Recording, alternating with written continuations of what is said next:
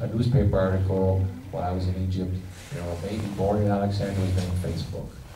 You know, and then you Google and you see, okay, as you see, it was MSNBC News in the U.S., you know, reports this as a story, and many other people did too, around the world. So you think, okay, so let's, you know, sounds interesting story. Maybe I could somehow fit into the film.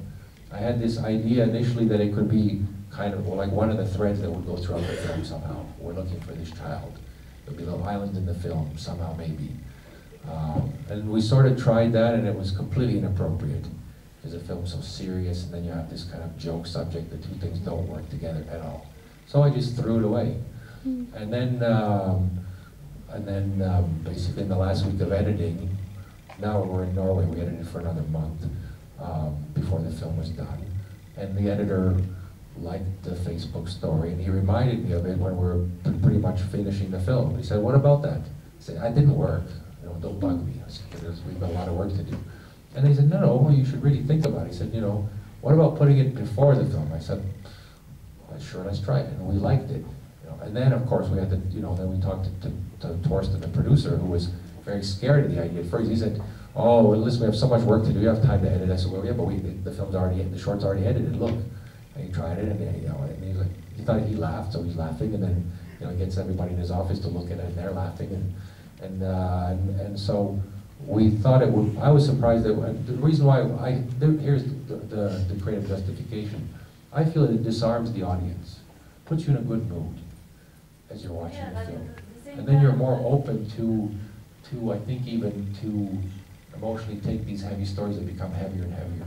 Because I felt emotionally, without it, just the film by itself is too heavy. It doesn't give you a chance to rest or breathe.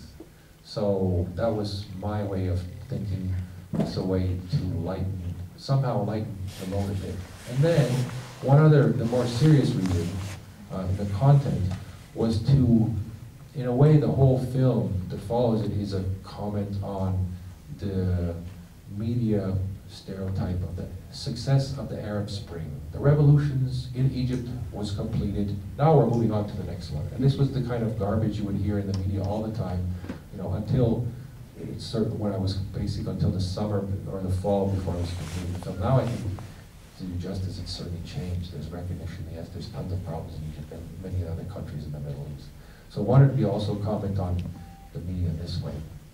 So, but I do like your suggestion that, but now you're undermining my faith, that I wonder if these stories are true. Yeah. To that, I have one more answer, and then I'll shut up and show you some clips so it's not a talk show. Is that the notion of telling the truth in Egypt is tremendously complicated. Okay, so if you have a kind of somehow wondering if someone is telling the truth, for me that's okay, because sometimes I don't know either. To give you a specific example, right? Wally says, you know, we didn't get paid to go to Tahrir Square. You know, the scene before that, or as you're watching the scene, I hope you notice that Wally does everything for money. There's not a thing that he doesn't do for money. So kind of, I want to leave that in to ask yourself a question where you wonder is true. Some people have criticized, I think in a way rightly so, this first story, that's not properly explained, because basically Wally was paid, he just doesn't want to admit it. And some people say, well, people who don't know enough about the story, you should have given it more context. We just, in the editing, decided to remove the context because it was other people telling us the context. We wanted to tell the story within Wally's own universe. So, even similarly, Mohammed and Mami's, we do have some doubts about, we don't have any doubt that Mohammed were wrongfully imprisoned, but there's some ambiguity about why did she drop the lawsuit? We're not really sure. We talked to the lawyers and they say, well, it happens often that people are terrified and really scared, but then the lawyers kind of felt disappointed that she didn't pursue the case and it wasn't really clear. So sometimes you just don't know. Yeah.